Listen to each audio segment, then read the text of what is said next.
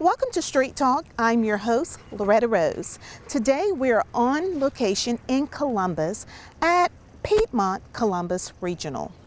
We're here because the community have questions, and we're here to talk to some professionals, medical professionals, that will share answers for your questions. As you know, we are experiencing a global pandemic, and the coronavirus has everyone on alert. So we're going to sit down with someone today, and they're going to share answers for you and also give us some tips on things that we should be mindful of. Stay tuned. It's Street Talk with Loretta Rose here on Cable TV.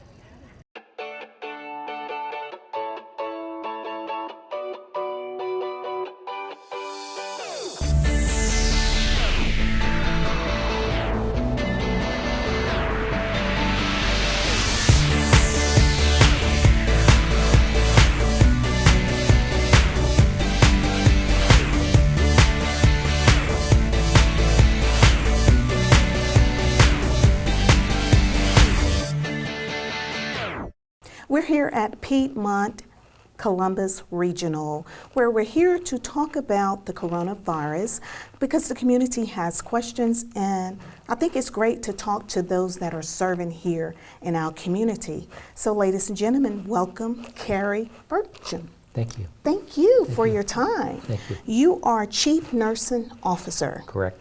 Well, thank you for your service. Thank you. Wow, never ever thought we would be having this type of conversation. Nor did I. And it has been so fast forward. I mean, it just has been fast paced. It has. We were at one state about a week ago, and now here we are. You know, it's just moving so fast. So the community has so many questions. And I wanted to be able to allow this platform be a voice for the people. And first of all, the coronavirus. We're just going to get right to it. What is it?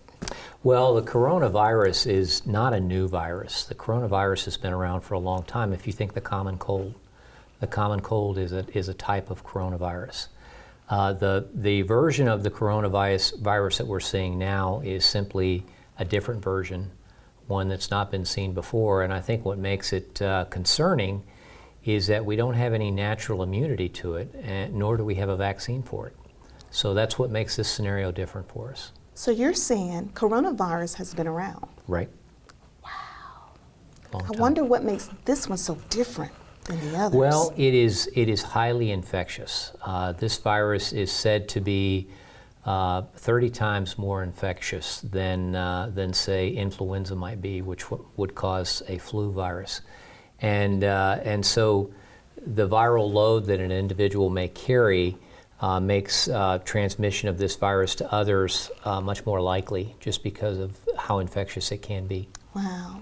Well, one of the questions, because I have quite a few questions, we probably won't be able to get to all of them for time's sake, but one of the most asked questions I've received, and these are from college students, this particular one: why is social distances is so important in the period of quarantining? Well, it's one of the major vectors of transmission for this virus is person-to-person contact. So it is the exchange of body fluids, coughing, sneezing, the droplets that would land on surfaces that others would touch and then introduce into their mouth and get sick in turn. So social distancing, and when we talk about social distancing, we typically talk in terms of about 6 feet, is the typical distance that you might avoid someone that might sneeze in your face or sneeze on a surface that you might touch or something like that. And so if you socially distance, it seems like a very simple concept, but what you're doing is you're breaking the cycle, if you will, of one of the major ways that the virus is transmitted. And that makes sense. Yeah. And it's just, I guess it's very difficult because people are operating in the unknown now. They are. It is. One of the things that makes this virus in these times scary is that fear of the unknown, because not everyone becomes symptomatic in this virus. You could be a carrier, if you will, and not symptomatic. And so there's a wide spectrum of illness with this virus in terms of those that become very, very sick, and those that don't get too sick at all and recuperate rather non-eventfully. Wow, wow. We're going to ask another question. This one, how can the coronavirus be transmitted? Well, it's those common vectors are the ones, some of the ones that I just mentioned in terms of a cough or a sneeze, not covering your mouth when you cough or sneeze, and then the droplets. So we talk about droplets as being a major vector of transmission for this disease, and that's why caregivers wear a mask when they're taking care of these patients. Is the droplet that can either be airborne from a very close distance and breathed in, or the droplet that lands on a surface and contaminates it that you in turn then touch and introduce it into your mouth. Because one of our bad habits that everyone has is touching their face. Yes. You touch your face hundreds of times over the course of a day, and if your hands are dirty, touching your face is the way that you'll introduce it. So the other way that we break the cycle on this virus is good hand washing. And it can just be normal soap and water, warm water, and washing for at least 20 seconds.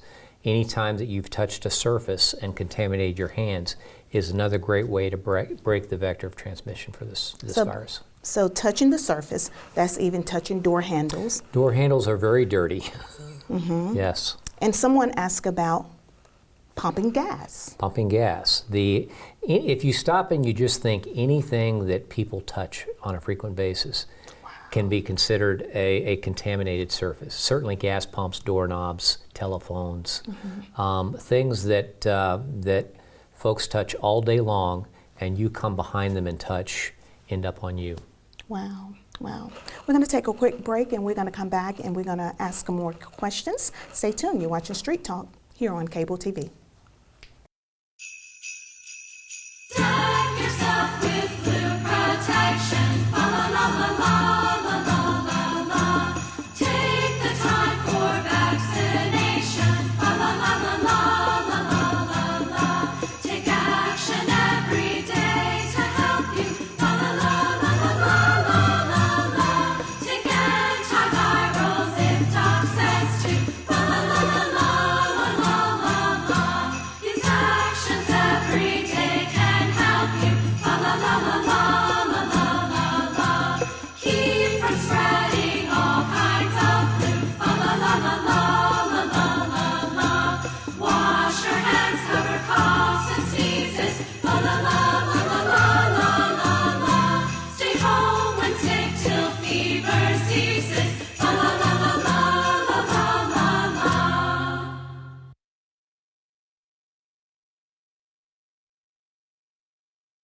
We're here having a conversation with Cary at Piedmont Columbus Regional, and we're asking questions that the community may have and that have shared with me as well. So he's been so gracious to answer them because we're experiencing a global pandemic, and it's something that we've never faced before. So again, thank you, Cary, for your time. What are symptoms of the coronavirus? Early symptoms are a fever, cough, chest pain, difficulty, shortness of breath, breathing, because this virus typically settles in the lungs. So one of the sentinel symptoms that we look for example, if we're screening employees or visitors coming into the hospital, is that temperature. A temperature 100 or above is a warning sign for us. But you take that temperature and you couple it with a cough or shortness of breath, and that becomes very concerning. I love it that you're screening everyone that comes into We the are. hospital. We are now at Piedmont, as most all Piedmont facilities are, we're at level 4 visitation, which is no visitors into the hospital, except under very unique circumstances would we allow a visitor into the hospital. And that seems difficult for your loved one to be able to check on you, but it's for the safety of the patients and for the staff. And we are screening everyone at the door. If you've had exposure to someone with COVID, or you've been traveling to a country that has a lot of COVID, or if you've got a temperature, those are all key indicators that we're going to screen for, and would eliminate those visitors even for special circumstances. Wow, wow. How long it takes for the body to start showing symptoms? It's about, I've seen varying numbers in the literature, but typically what I see is somewhere around 4.5, 5 days.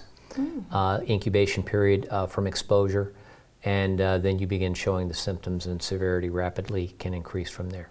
So someone had, and I saw it online as well, so it's not necessarily 14 days of laying dormant?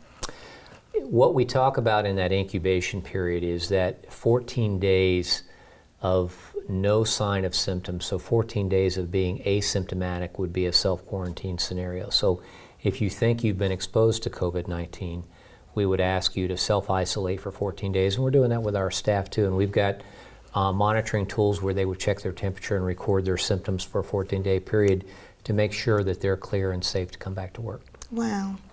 Who are at more risk? Well, the two audiences that we're screening out particularly are the very young and the very old. And what seems like very old is not so old to me anymore. But we're talking, in the hospital, we're typically looking at age 70 and above. And anyone that's got underlying comorbidities would be the third group. So someone with a cardiac disease, COPD, diabetes, anything that would exacerbate the symptoms of this disease or make you more susceptible to acquiring the disease are people that are very sensitive to this as well. Wow. Now, what are some more preventive measures that should be on our radar? Because, you know, sometimes people may get misinformed, and there's a lot of panicking taking place. So from a medical professional, what are some preventive measures, you know, beside washing hands, staying away, the 6 feet? Are there any other measures that, you know, like going around, again, we shouldn't go around people that have a very low immune system. I got a question. If you have a cut, like a sore, would that open you up to, you know, picking up a virus by being in contact with someone or touching someone that may be infected? You know, I guess potentially that might be possible, but I think you'd probably catch a bacterial infection from a cut or a sore more so than a viral infection. But I think if you stop and you pause on this and you think more in terms of common sense measures, medical professional aside, I think most of the preventive measures that an individual can take to mitigate themselves against the chances of acquiring this disease would be the things like social distancing and good hand washing, but it would be other common sense themes like avoiding scenarios where you're going to have a lot of close contact with individuals. Maybe it's going to a concert or going to a party or things that you normally wouldn't think twice about. But I think it's also maintaining good nutrition, good rest, finding other ways to socially interact with your loved ones and friends to keep your spirits positive are all other good common sense ways to protect yourself from this virus. So it's, and that's why I sort of bucket these recommendations in terms of good common sense measures, and all of these things help to break the cycle of transmission. That's good. I like that, what you said, because a lot of people are being very stressed. Right. And that affects your immune system as well. It does. When you're stressed, you're more susceptible to getting sick. So take care of yourselves is what, you know, we're all saying that to each other in the healthcare line now is take care of yourself, support each other. But I need to convey that message to others that are hearing this as well, is this is not a time to neglect yourself. Take care of yourself and do what you know is right to do to optimize your health. I love that. If you don't get anything else, please get that, what he just shared. I love that. What is the recovery period after being diagnosed with coronavirus? Well, I think that's going to differ.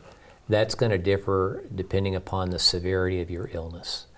Some of the literature talks to 80% of the individuals that acquire this disease may not get much sicker than they would get from the flu. And you typically can get yourself over the flu and back to your life in about 14 days.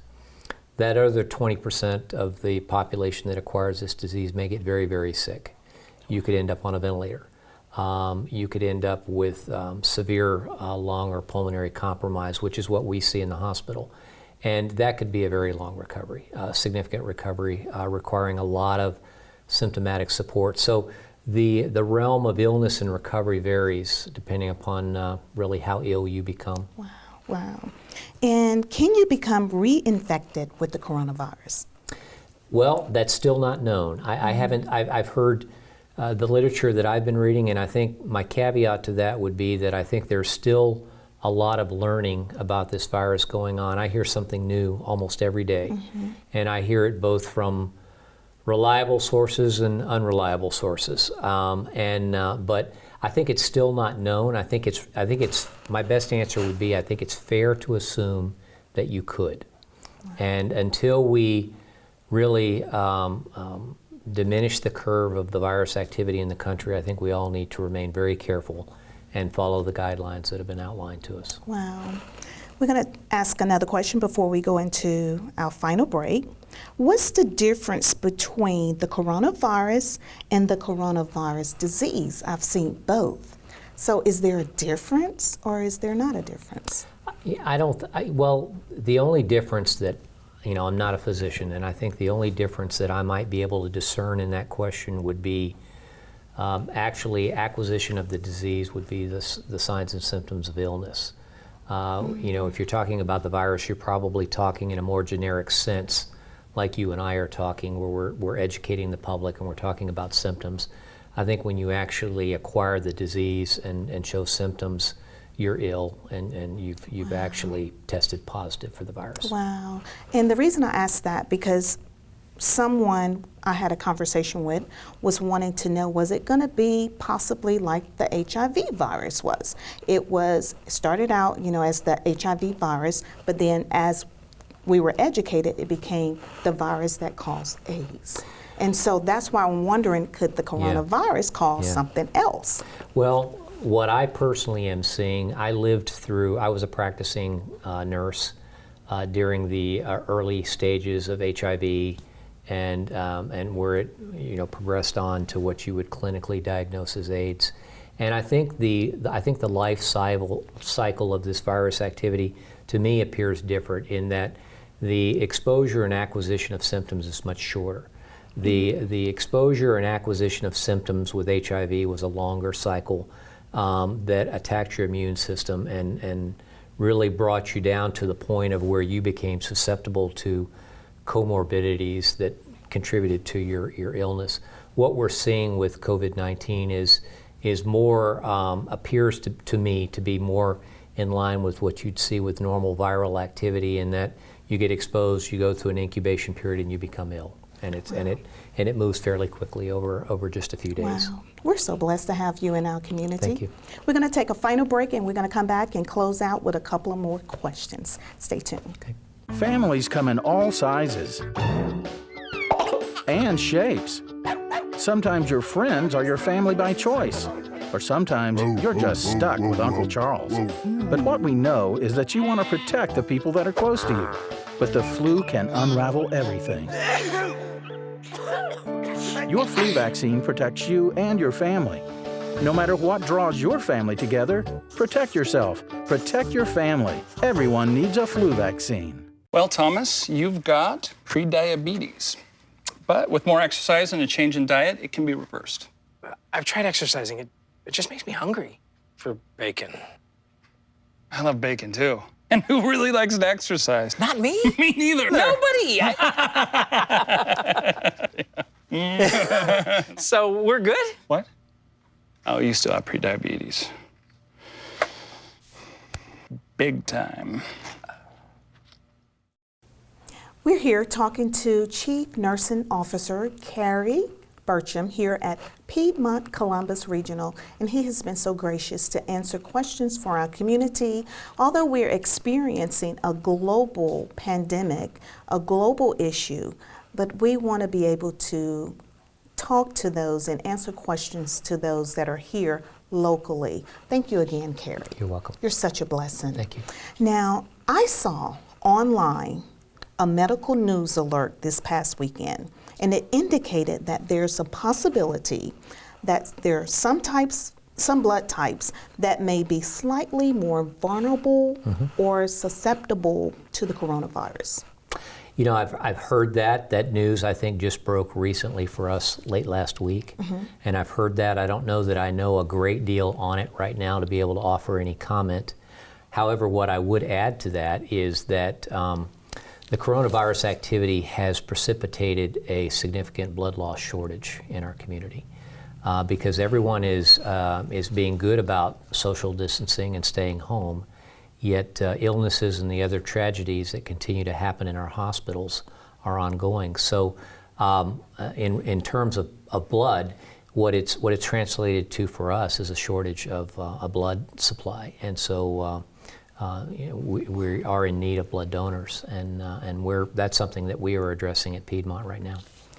Well, how many cases have we had in this local community?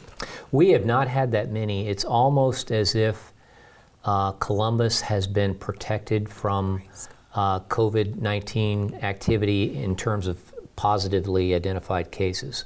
Now we have a number of cases that are under investigation, being tested, waiting test results, but we've not had any positive cases to date in the Columbus community. What that says to me is that I am concerned in that it's not a matter of if, it's a matter of when this activity will come our way, because we are very busy in our other 9 Piedmont hospitals. We've had a lot of activity in our other 9 Piedmont hospitals. It's just we've not had a lot of activity here locally yet. We've now, and when I say not a lot of activity, I'm talking about positive activity. We've had a lot of patients that have been tested, and we've got patients that we're waiting test results on now that are very sick that are in our hospital. But the large wave of positive cases has not hit us yet, but I know that's coming. So we do have tests available here in our local community. Well, the way testing works is that we don't keep in mind that I am in the acute care arena. So we are not testing individuals that just arrive at the emergency room wanting to be tested. We only test if we admit that patient and we perform a screening on their history and their symptoms, and then we perform a full medical screening. And if they are showing symptoms and are sick enough to be admitted to our facility, then we will run the test and admit them. Because I think everyone needs to realize that right now, everyone in the country needs to be good stewards of the resources that are available to treat this disease. And that includes not only the supplies that protect the caregivers and the supplies that protect patients from contact with other patients, but also the testing supplies and the testing resources. So we're very prescriptive in our process of how we test and who we test. Wow, that's good to know. That's good. Also, someone inquired about smoking and vaping.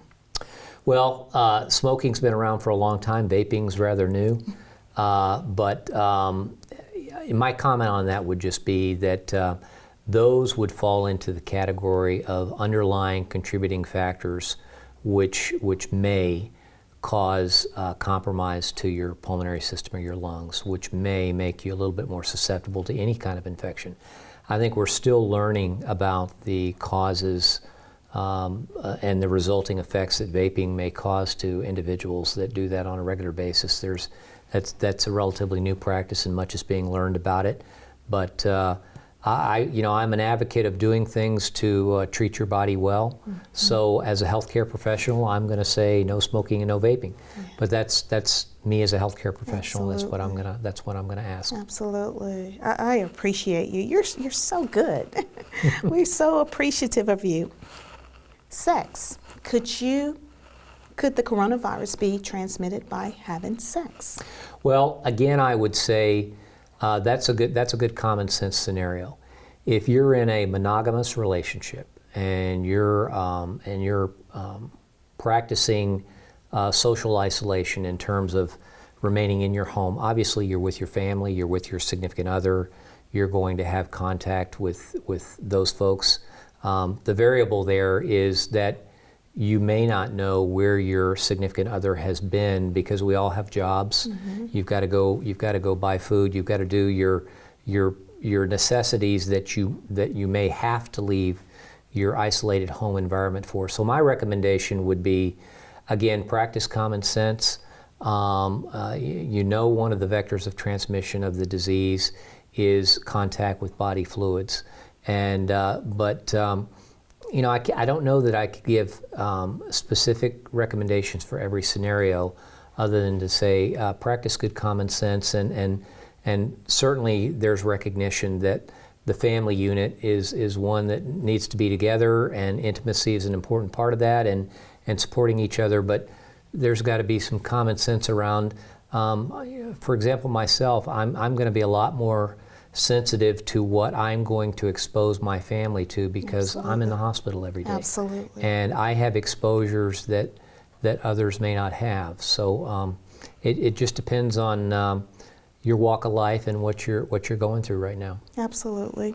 Well, we appreciate you, and I would like for you to share final thoughts as we're about to close out today's show, because you've been very informative, and we thank you out of your busy schedule to be able to share with the community and just keeping us informed. So is there any other medical tips or just common sense tips that you would like to share with the community?